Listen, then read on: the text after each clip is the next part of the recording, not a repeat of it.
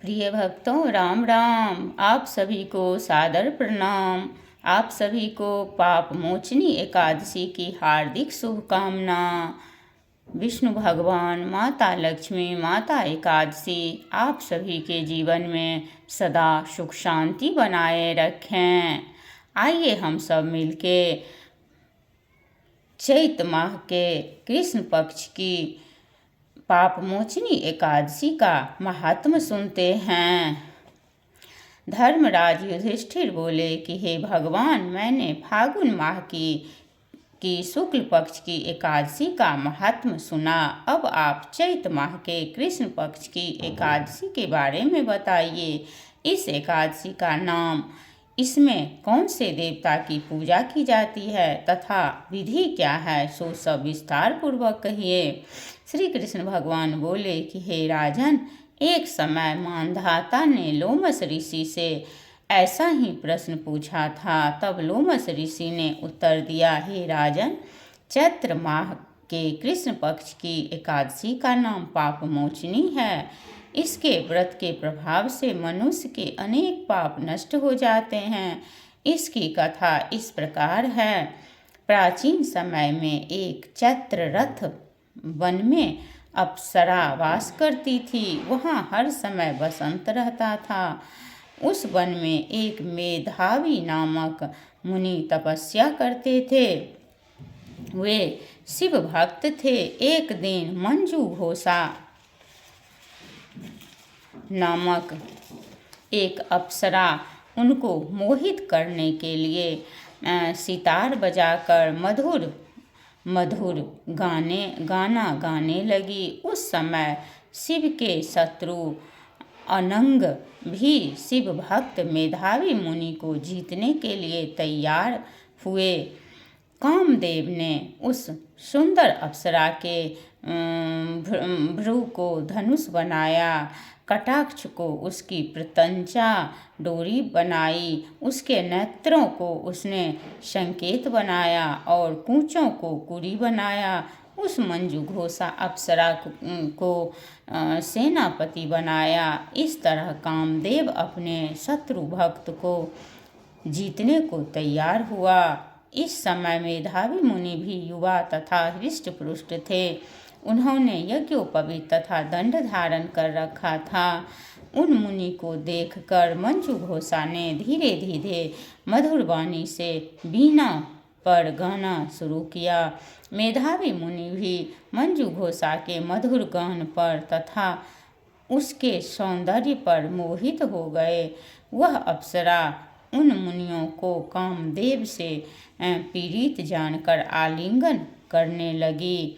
वह मुनि उसके सौंदर्य पर मोहित होकर शिव रहस्य को भूल गए और काम के वशीभूत होने के कारण उन्हें दिन रात्रि का कुछ भी ध्यान न रहा।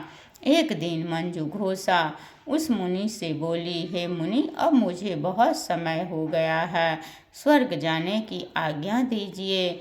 उस अप्सरा के ऐसे वचनों को सुनकर मुनि बोले, हे सुंदरी, तू तो आज की संध्या को आई है, अभी प्रातः काल तक ठहरो।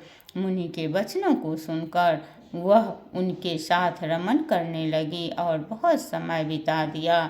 फिर उसने मुनि से कहा, हे मुनिदेव, अब आप मुझे स्वर्ग को जाने की आज्ञा दीजिए। मुनि बोले, अरे, अभी तो कुछ भी समय नहीं हुआ है, अभी कुछ और देर ठहर। इस पर वह अप्सरा बोली, हे मुनि, आपकी रात्रि तो बहुत लंबी है। अब आप सोचिए कि मुझे आपके पास आए कितना समय हो गया। उस अप्सरा के वचनों को सुनकर मुनि को ज्ञान प्राप्त हो गया और समय का विचार करने लगे। जब रमन करने का समय का परिणाम 57 साल 7 माह और 3 दिन ज्ञात हुआ तो उस अप्सरा को काल का रूप समझने लगे। वह महान क्रोधित हुए और तप नाश करने वाली अप्सरा की तरफ देखने लगे। उनके उधर कांपने लगे और इंद्रियां व्याकुल होने लगी। वह मुनि उस अप्सरा से बोले, हे दुष्ट, मेरे तप को नष्ट करने वाली, तुम अब मेरे श्राप से पिशाचिनी हो जा। तू महान पापनी और दुराचारणी है, तुझे धिक्कार है। उस मुनि के शाप से वह पिशाचिनी हो गई। तब वह बोली, हे मुनि, अब मुझ पर क्रोध को त्याग कर प्रसन्न हो जाओ और इस शाप का निवारण कीजिए। तब मुनि को कुछ शांति मिली और पिशाचिनी से बोले, हे दुष्ट, मैं शाप से छूटने का उपाय बताता हूँ। तू चैत माह के कृष्ण पक्ष की जो एकादशी है उसका नाम पापमोचनी है। उस एकादशी का व्रत करने से तेरी पिशाचिनी की देह छूट जाएगी। इस प्रकार मुनि ने उसको समस्त विधि आदि बतला दी और अपने पिता चैतन्य ऋषि के पास गए। अपने पिता चमन ऋषि के पास गए। चमन ऋषि अपने पुत्र को देखकर बोले, रे पुत्र, तूने यह क्या किया? तेरे समस्त तप नष्ट हो गए। मेधावी मुनि बोले, हे पिताजी, मैंने बहुत बड़ा पाप किया है, आप उसके छूटने का कोई उपाय बताइए। चमन ऋषि बोले, हे तात, तुम चैत माह के कृष्ण पक्ष की पापमोचनी एकादशी का विधि तथा भक्ति पूर्वक व्रत करो। वचनों को सुनकर मेधावी ऋषि ने पापमोचनी एकादशी का विधि पूर्वक उपवास किया।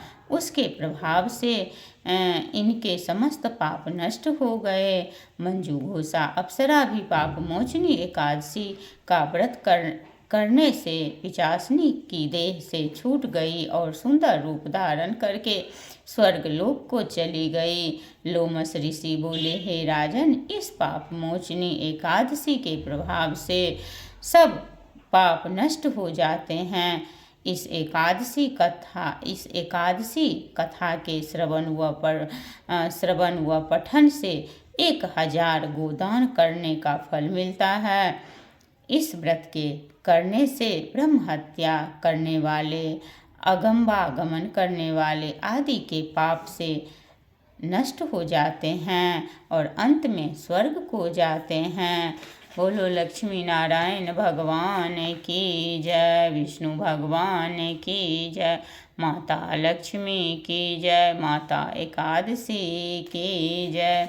श्रीमन्नारायण नारायण नारायण, लक्ष्मी नारायण नारायण नारायण, श्रीमन्नारायण नारायण नारायण, लक्ष्मी नारायण नारायण